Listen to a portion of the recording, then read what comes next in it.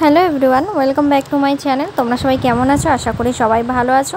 আমিও ভালো আছি। অনুদীপ ব্লগে সবাইকে আরও একবার স্বাগত জানি। আজকে ব্লগটি শুরু করছি। আর আজকে ব্লগটি কিন্তু সকাল থেকে নয়, আজকে ব্লগটি একদম বিকেলবেলা মানে সন্ধ্যেবেলা থেকে ব্লগটি শুরু করলাম। দেখতেই পাচ্ছ ঘুম ঘুম চোখ নিয়ে কিন্তু উঠে পড়েছি। আর এদিকে কিন্তু বিছানাটাও ঝেড়ে নিচ্ছে, কারণ যতই মানে ঘুমাই না কেন, বিছানা ঠিকই থাকুক না কেন, তাও যেন ঘুম থেকে উঠলে মনে হয় যখনই উঠি না কেন বিছানাটা ঝেড়ে একটু পরিষ্কার পরিচ্ছন্ন রাখবো, তো দেখতেও ভালো লাগে। তো আজকে এই ভিডিওর মাধ্যমে এবং কাজ করতে করতে তোমাদের সাথে আমার কিছু কথা শেয়ার করব, যেগুলো কি না এতদিন ধরে তোমাদেরকে বলে ওঠা হয়নি। এখন মনে হচ্ছে আমি সত্যি অনেক ভুল করেছিলাম। আমার মতন এই ভুল কাজগুলো কেউ করো না, তো তাদেরও তাহলে আমার মতন এই অবস্থা হবে। যাদের মানে বিয়ের প্রথম মাস বা দ্বিতীয় মাসে যাদের বেবি চলে আসে, তো তারা অবশ্যই বেবি নিয়ে নেবে, কারণ যতই দেরি করবে না ততই তোমাদেরই প্রবলেম হয়ে যাবে, আমার মতন অবস্থা হয়ে যাবে। কারণ আমি যেমন প্রথম আর দ্বিতীয় বছরে কোনোই এসব ব্যাপারে গ্রাহ্য করিনি। তখন ভেবেছিলাম থাক আরও 2-3 বছর যাক, তারপরে বেবি নেব, কারণ তোমাদের দাদা একটু কাজবাজ করুক। কিন্তু ওই করতে গিয়ে আজকে আমি বিয়ের প্রথম বছরে কোনো প্ল্যানিং করিনি, বেবি প্ল্যানিং। তো তখন আমার একটা সমস্যা ছিল, সেই সমস্যাটা হচ্ছিল পিরিয়ডের ব্যথাটা, মানে আমার অতিরিক্ত ব্যথা, যাকে বলে বাদকের ব্যথা। তো এটাই আমি জানি। তো কারা কি নামে জানো অবশ্যই কমেন্ট করে জানিও। তো আমি জানি বাদকের ব্যথা। আর বরমশাই কিন্তু দেখো আজকে অনেক দিন পর পেঁয়াজি খেতে চেয়েছে, সেই জন্য এদিকে দেখো পেঁয়াজিগুলো কেটে পেঁয়াজিগুলো ভেজে নেব। আর ওইদিকেও মুড়ি কিন্তু আমার বাড়া হয়ে গেছে, তো গরম গরম ছেঁকবো আর দুজনে মিলে বসে বসে খাবো। তো চলো তারপরে বলি। তো প্রথম বছরটা ওইভাবেই কাটলো, ওষুধ খেতাম ঠিক হতো, আবার পরের মাসে যেমন তেমন অতটা কেয়ার করিনি। তো আর সবাই কি বলতো জানো, এই তো বাদকের ব্যথা আছে, তোর দেখবি বাচ্চা হতে খুবই কষ্ট হবে, অনেকে এরকম ধরনের কথা বলতো, খুবই খারাপ লাগতো। তো জানি না আসলে যে বাদকের ব্যথা থাকলে সত্যি বাচ্চা হয় কি না, কিন্তু এখন বুঝতে পারছি হ্যাঁ, বাদকের ব্যথা থাকলে সত্যি বেবি আসতে একটু প্রবলেম হয়। আমি তারপরে আমাদের এখানে একজন ডাক্তারকে দেখাই, ডাক্তারকে আমার সমস্যাগুলি বলি। তো তখন আমি বেবি প্ল্যানিংয়ের কথা কিছু বলিনি, কিন্তু আমার যে সমস্যাটা আসলে সেটাই বলেছিলাম। তো সেটার জন্য আমাকে অনেক পরীক্ষা দিয়েছিল, তো সেই হিসাবে পরীক্ষাগুলো করালাম। তো আমার থাইরয়েড ধরা পড়েছিল, তো থাইরয়েডে 3 মাস ওষুধ খেতে হবে, তো ওষুধও খেলাম। আর এই ব্যথা হলে যেন আমি বিছানা থেকে একদমই উঠতে পারি না, আমি একদম শুয়ে থাকি আর আমার বমি হয়ে যায়, মাথা ঘোরে। কার কার এমন হয় অবশ্যই বলো। আমি তো মানে খুবই ভুগেছি এই ব্যথায়, বিয়ের আগের থেকেই বলতে পারো।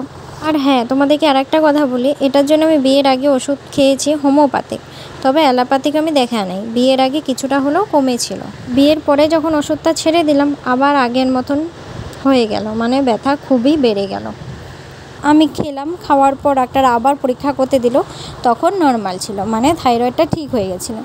তো তারপরে বেবির জন্য মানে আমরা যদি বেবি নিতে চাই সেই জন্য একটা ট্যাবলেট দিয়েছিল, বলছিল যে এই 14তম দিন থেকে 16তম দিন অবধি খেতে হবে। তো আমরা তখন অত গ্রাহ্য করিনি, কারণ সত্যি কথা বলতে তোমাদের দাদার তখন কাজ ছিল না, তখন টিউশনি পড়াতো, খুবই অবস্থা খারাপ ছিল বলতে পারো, সেই জন্য। তো ওইভাবেই দেখতে দেখতে কাটছিল। কিছু মাস আমার ব্যথাটা কম ছিল, তারপরে আবার ওই ব্যথাটা শুরু হলো। তখন দেখতে দেখতে 2 বছর পার করে 3 বছর হলো আমাদের বিয়ের। তো ওই দিকে তো ব্যথা বাড়ছে, তো এবার তো আর বসে থাকতে পারবো না, কারণ দিন দিন আমার ব্যথাটা বেড়েই যাচ্ছে। তখন আমার একটা ভাসুর বলল একটা ডাক্তারের কথা, পুরুলিয়ায় মানে ওই ডক্টরকে দেখাতে বললো। তো আমরা তার কথা হিসাবে ওই ডক্টরকে দেখাই, ডক্টরকে আমার সব সমস্যাগুলি বলি, এবং আগে যে ডাক্তার দেখিয়েছি সেই ডাক্তারের রিপোর্টগুলোও মানে পুরনো রিপোর্টগুলোও দেখিয়েছিলাম। তো উনি বলেছিল ঠিক আছে, এটা কোনো ব্যাপার না, এটা ঠিক হয়ে যাবে, আর বাদকের ব্যথা বলছে ভালোই। তখন আমাকে ডাক্তারবাবু বলেছিল যে বাদকের ব্যথা হওয়া নাকি ভালো, তাড়াতাড়ি মানে বেবি আসতে সুবিধা হয়। তো তখন আমি কনফিউজ, যে ওইদিকে সবাই বলছে যে বাদকের ব্যথা হওয়া ভালো না, এদিকে ডাক্তারবাবু বলছে, তখন মাথায় শুধু ঘুরছে যে কার কথা বিশ্বাস করবো। তখন শুধু ভেবেছিলাম না, ডাক্তারবাবু কথাটাই বিশ্বাস করবো, কারণ যেহেতু ডাক্তারবাবু বলেছেন। তো তারপরে যাই হোক, ওইভাবে ওষুধ টষুধ দিল, উনি আর কোনো রিপোর্ট দেননি। তো ওইভাবে আমরা তারপরে আবার পরের মাস থেকে দেখাতে থাকি, ওইভাবেই চলতে থাকে। প্রায় 1 বছর দেখাই, 1 বছর দেখি, ওই ডাক্তারের কাছেও দেখলাম কোনো কাজ হলো না। তো তারপরে আমরা ওই ডাক্তারকে ছেড়ে দিই, মাঝে আর কোনো ডাক্তার দেখাইনি। তো সেই জন্য বলবো, আমার মতন এরকম ভুল তোমরাও কেউ করো না। যারা যারা বেবি নিতে চাইছো তাড়াতাড়ি নিয়ে নাও, ওই পরে করবে তো দেখবে সমস্যা হয়ে দাঁড়াবে, তো আমার মতন। তো সেই জন্যই বললাম, তো আমার মতন ভুল কাজ কেউই করো না। আমি অনেক বড়ই ভুল করেছি, এই জন্যই শাস্তি পেয়েছি। আর এইদিকে দেখো, তোমাদের সাথে কথা বলতে বলতে আমি কিছু দুপুরের ভাত ছিল, ওটা আমি প্রেসার কুকারে বসিয়ে নিলাম, একটু খিচুড়ি করবো। আর তোমাদের দাদা আমি যখন ভিডিও করি না, খুবই ডিস্টার্ব করে, ওই ভিডিওর মাঝখানে এসে দাঁড়াবে, ক্যামেরা বন্ধ করে দেবে। তো দেখো, আর পেঁয়াজিগুলো ভাজছে, একটা একটা করে সব খেয়ে নিচ্ছে।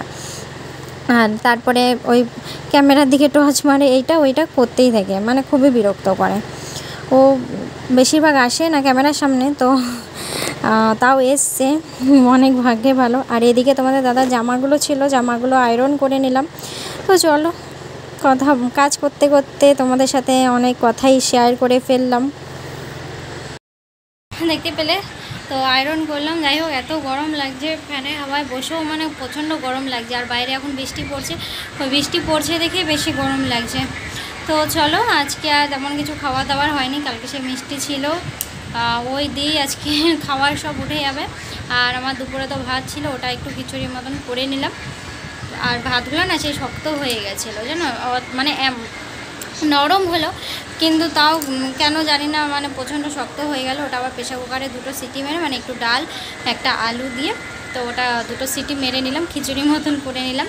আর বাইরে বৃষ্টি পড়ছে, ঝমঝমা বৃষ্টি নেমেই গেছে, এই জন্য আরও গরমটা লাগছে।